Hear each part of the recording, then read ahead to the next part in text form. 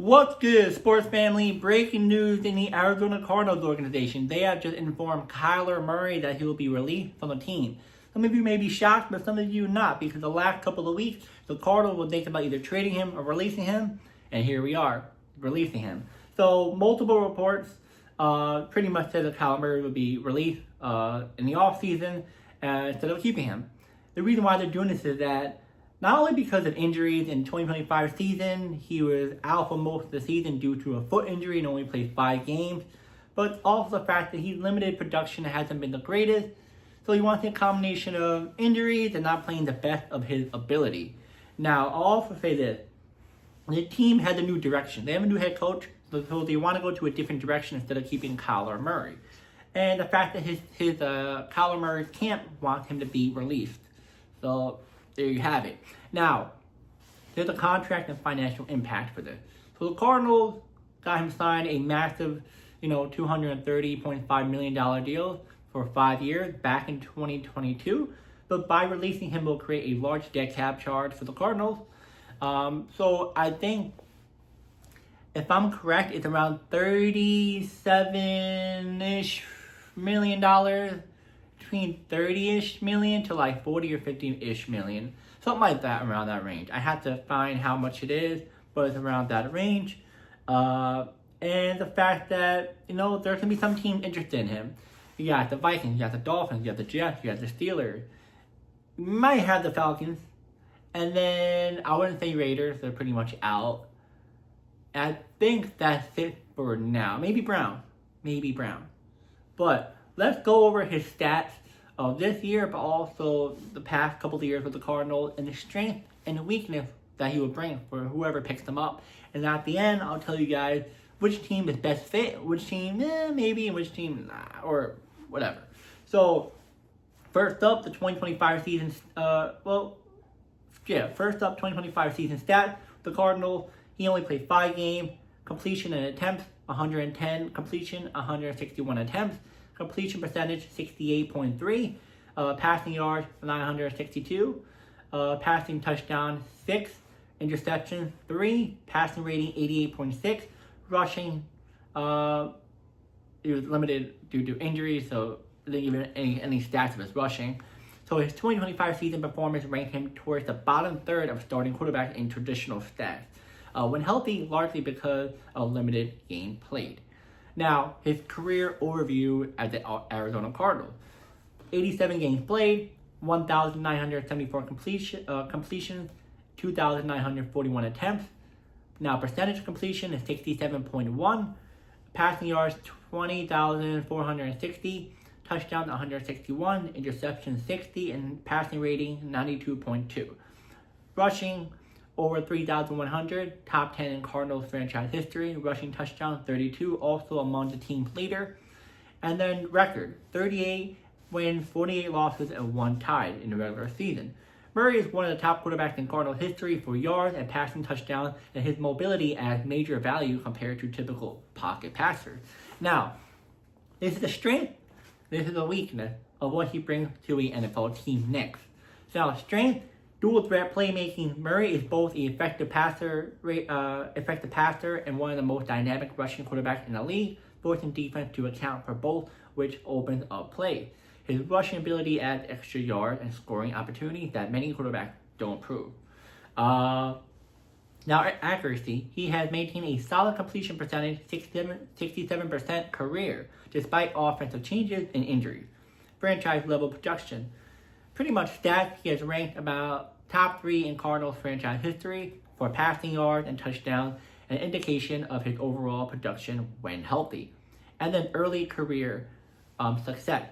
NFL Offensive Rookie of the Year and multiple Pro Bowl selections showing he can be an elite level playmaker. Now, let's do the downside, the negative, the weakness, the concerns about Murray. Injury history. Injuries have been a recurring theme, an ACL tear 2022-2023, and a big foot injury in 2025 cut his season short. This makes him, availability uncertain. Passing consistency. Career passing numbers are solid, but not elite compared to top-tier quarterbacks. At times, his yards per attempt had an creation of big plays there. and big plays through the air has been league average or below. Record, as you know, his record 38, 48, and 1 as a starter reflects a mix of team context and inconsistency. Quarterback ultimately gets injured. Quarterback ultimately gets judged on wins as they get stats, and his team's success has been limited. And then effectively downfield. Various analysts have pointed out that throws over 10 plus yards, Murray has struggled, with his peers, and which limited vertical passing effectiveness. Now, the good dual threat ability, passing and running, high completion rate, and big play potential when healthy, franchise level production and experienced quarterback. But the bad is that injury concerns affect long term, passing performance not consistently elite, and limited playoff success and mixed team results. So this is what you get in Kyler Murray, a quarterback who is, when healthy, one of the top quarterbacks in the league, but he tends to have a lot of injuries and has some mixed interaction with teammates and coaches. Yeah, and he's pretty short. So not a lot of people want to have a short quarterback behind a center. They want to have a much taller, and they would rather have a taller but a little bit slower quarterback than a shorter and faster one with a lot of injuries. So I wouldn't say a lot of injuries since I only had 2, but still major injuries.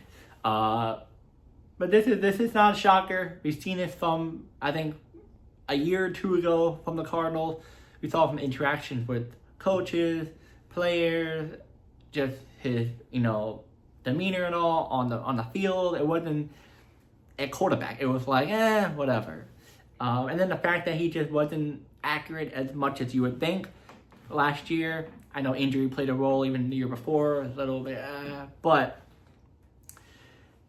it was just ups and downs with Murray with the Cardinals towards the end of his tenure. Beginning, did really good. He did really, really good. Now, which team will be picking up Kyler Murray? I think the fact that a lot of these teams will be very iffy on him because, like I said, main factor is injury and also interactions with the coaches and players. He had that. That was a big one in Arizona. Teams are concerned about that. They don't want to, make him starting quarterback right away. It might, ruin the chemistry of the team already or whatnot.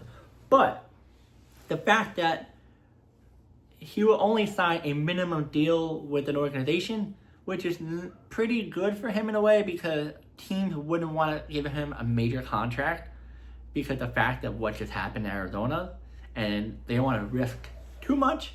So if something goes wrong, they can just cut him or whatever, or don't start him. It's not the end of the world for a 1-year contract. You guys seen that with Russell Wilson.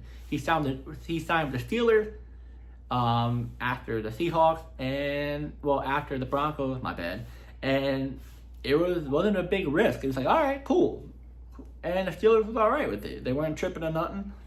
This will be happening for Kyler Murray. Now, the teams are going to definitely want him. I can't see Atlanta do it. Atlanta has Michael Penix Jr. They kind of more invest in him. Pittsburgh, maybe if Aaron Rodgers doesn't come back, maybe. The Jets, I'm kind of like thinking they may not, but maybe. The Dolphins, I think maybe will definitely do it to a leave. So, I think the Dolphins, Vikings, I don't know.